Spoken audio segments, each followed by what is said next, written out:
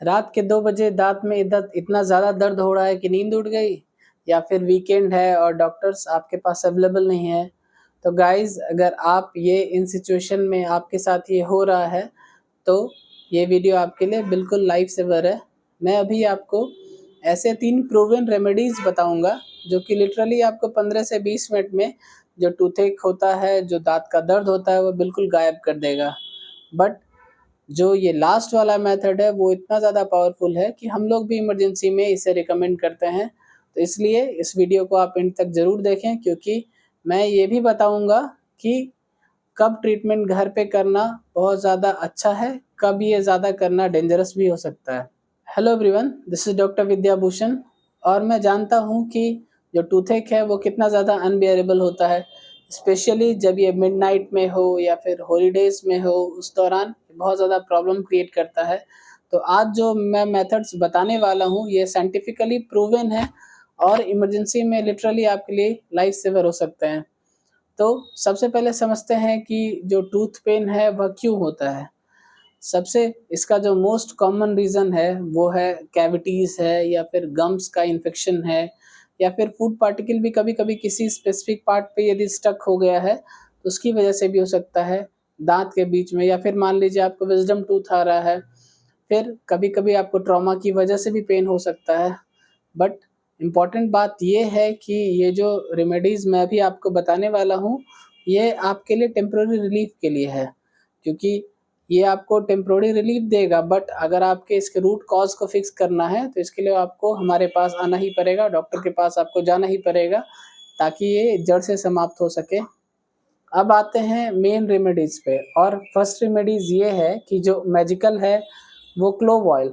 देखिए clove oil जो है वह एक तरह से देखा जाए तो थोड़ा-सा नेचुरल पेन किलर है, बट इसमें यूजेनॉल होता है, जो कि नेचुरल एनेस्थेटिक की तरह काम करता है।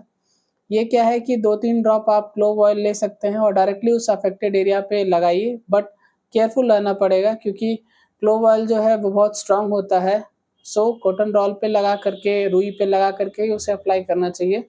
फिर कॉटन बॉल को आप टूथ पे 10-15 मिनट तक रखें, फिर हटा लीजिए, बट आपको ये ध्यान रखना है कि ये जस्ट उसी केस में कर रहे हैं जब आपको मतलब ऐसा है कि आपके पास डॉक्टर्स अवेलेबल नहीं है या फिर रात वगैरह में है तो। अगर क्लोव ऑयल सपोज़ आप वैसी परिस्थिति में यूज़ कर रहे हैं और आपके पास ऑयल नहीं है, तो आप लौंग को भी डायरेक्ट यूज़ कर सकते हैं। इससे ऑयल रिलीज़ होगा और लगभग सेम ही इफ़ेक्ट मिलेगा। बट एक बात आपको हमेशा ध्यान रखना है कि ये बहुत ज़्यादा यूज़ नहीं करना है और जैसे ही आप डॉक्टर के पास अवेलेबल होंगे, तो आप फिर उनको दिखा कर के काम कर सकते हैं। फिर सॉल्ट वाटर रिंस, ये जो है सबसे सिंपल है बट इफ़ेक्टिव है और ये भी है कि आप इसको पानी में हल्का गर्म पानी में ल्यूकवार्म सलाइन वाटर में आप मिला करके आप कुल्ला कर सकते हैं, 2-3 बार करें और ज़्यादा बार करें, तो ये बहुत अच्छा होता है और ये अफ़ेक्टेड एरिया पे जिस जगह पे आपको प्रॉब्लम हो रही है, दर्द हो रहा है, वहाँ पे बहुत ज़्यादा अफ़ेक्ट करेगा।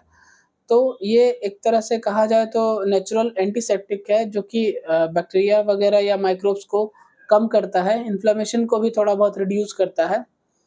एक्चुअली मैं सजेस्ट करूँगा कि आपको हमेशा 2 से 3 घंटे के बाद आपको ये रिंस करते रहना चाहिए, स्पेशली आफ्टर ईटिंग।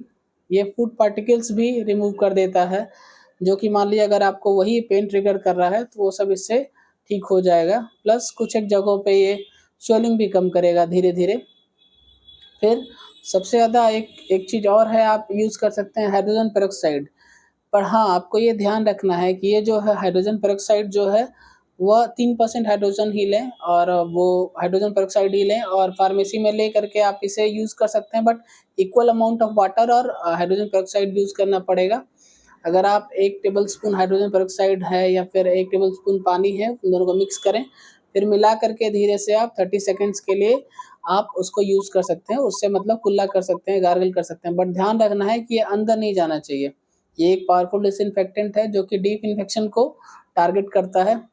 और एक चीज़ और हमेशा ध्यान रखना है कि ये जो है कभी भी आप ज़्यादा मात्रा में आपको यूज़ नहीं करना है, ना ही आपको ये स्वैलो भी नहीं करना है, ये अंदर नहीं जाना चाहिए, नहीं तो दिक्कत हो सकती है। और बहुत ज़्यादा फ्रीक्वेंटली आप इसको यूज़ मत करिए क्योंकि ये जो है एनामल को भी डैमेज कर सकता है। डे में आप जिस दिन प्रॉब्लम हो रही है उस दिन आप 2-3 बार यूज़ कर सकते हैं, फिर उससे ज़्यादा नहीं। अब देखिए जैसे कि कुछ एडिशनल टिप्स भी मैं आपको बता रहा हूँ जो कि आपको इंस्टेंट रिलीफ देगा। जैसे कि जिस जगह पे परेशानी हो रही है, वहाँ पे आइस पैक्स जो है उस अफेक्टेड साइट पे 15-20 मिनट तक लगाइए। ये जो है नमनेस क्रिएट करता है और पेन सिग्नल्स को ब्रेन तक जाने से रोकता है। बट एक चीज़ है कि आप डायरेक्टली आइस को वहाँ पे डायरेक्ट मत लगाइए, किसी क्लॉथ में रैप करके आपको लगाना चाहिए। फिर ओवर द काउंटर अगर आप देखें तो पेन किलर्स भी आप ले सकते हैं, लाइक आइबुप्रोफेन जो नॉर्मल बेसिक पेन किलर है, या फिर पैरासिटामोल, बट डोजेस को आपको फॉलो करना पड़ेगा। आइबुप्रोफेन जो है वो इन्फ्लेमेशन को भी रिड्यूस करता है, तो ये आपके लिए थोड़ा-सा टूथेक के लिए एक बेटर ऑप्शन है। फिर एक चीज़ और है कि आपका जो स्लीपिंग पोज़ीशन है वो भी बहुत मैटर करता है। हेड को आप थोड़ा-सा एलिवेट पोज़ीशन करके आप रखें। एक्स्ट्रा पिलो आप यूज़ कर सकते हैं, लाइक 2 पिलो आप 1 पिलो के ऊपर एक रख के यूज़ कर सकते हैं। ये थोड़ा-सा ब्लड फ्लो को रिड्यूस करेगा उस अफेक्टेड एरिया में, और फिर आपको उस जगह पे पेन जो है वो थोड़ा कम होगा। अब एक और इम्पॉर्टेंट बात है कि कब घर पे ट्रीटमेंट कराना डेंजरस हो सकता है। अगर मान लीजिए आपको फ़ीवर आ रहा है विथ टूथएक, लाइक दाँत में दर्द भी हो रहा है और टूथएक भी है, फिर फेस में स्वेलिंग है या फिर पस डिस्चार्ज हो रहा है, तो इमीडिएटली आपको डॉक्टर के पास जाना चाहिए। ये साइन्स हैं कि जो सीरियस इन्फेक्शन है और हो सकता है ये लाइफ़ थ्रेटनिंग भी हो सकता है, इसीलिए आपको तुरंत ही डॉक्टर से मिलना चाहिए। अगर आपका पेन 2-3 दिन से कंटिन्यू है डिस्पाइट होम रेमेडीज़ आप जो भी ट्राई कर रहे हैं, या फिर पेन मेडिकेशन से भी रिलीफ नहीं हो रहा है, तो आपको बिल्कुल डिले नहीं करना चाहिए। आपको इनफैक्ट इमरजेंसी डेंटल केयर अगर आपके पास अवेलेबल नहीं है, या फिर आप वहाँ पहुँच करके आपको लेना चाहिए। फिर अब बात करते हैं प्रिवेंशन की, तो रेगुलर ब्रशिंग है या फिर फ्लॉसिंग है, या फिर आपको नॉर्मली आपको डेंटल चेकअप्स कराते रहना चाहिए हर 2-4 महीने में, 6 महीने पे। शुगरी फूड जो है उसको आपको लिमिट करना चाहिए, स्पेशली जो स्टिकी बन्स हैं, जो टीथ पे स्टिक हो जाते हैं। नाइट में खाने के बाद आपको प्रॉपर रिंस करना चाहिए, ब्रशिंग करना चाहिए। फिर मैं आपको एक बार और एक चीज़ बता देता हूँ कि आप इमरजेंसी किट को भी आप रख सकते हैं, जिसमें सॉल्ट वगैरह या फिर हाइड्रोजन पेरोक्साइड या फिर आइस पैक्स या फिर बेसिक पेन किलर, ये सब आप रखें आप हमेशा। ये आइटम्स जो है आपके लिए मतलब इन सारी परिस्थितियों में आपको बचाने में आपका हेल्प करेगा। फिर एक चीज़ आपको हमेशा याद रखना है कि ये जो रेमेडीज़ हैं, ये फर्स्ट एड हैं, बट ये परमानेंट सॉल्यूशन नहीं है। आपको हमेशा इसके लिए, अगर आप इस प्रॉब्लम से गुज़र रहे हैं, तो आपको ये प्रोफ़ेशनल ट्रीटमेंट ज़रूर कराना चाहिए। बट ये इमरजेंसी मेथड में आप अगर आपके पास कुछ अवेलेबिलिटी नहीं है, डॉक्टर की अवेलेबिलिटी नहीं है, या आप ऐसी जगह पे हैं, जहाँ से आपको कोई हेल्प नहीं मिल रहा है, तो आप ये सब चीज़ यूज़ कर सकते हैं। दोस्तों, अगर ये टिप्स आपको हेल्पफुल लगे, तो लाइक बटन को दबाएँ आप, सब्सक्राइब करना बिल्कुल नहीं भूलें, क्योंकि मैं अभी और भी आपके हेल्थ हैक्स लाता रहता हूँ, और कमेंट्स में बताएँ कि आपने कौन-सा रेमेडी जो है आपने ऑलरेडी ट्राई किया हुआ है और आपको क्या रिज़ल्ट मिला है।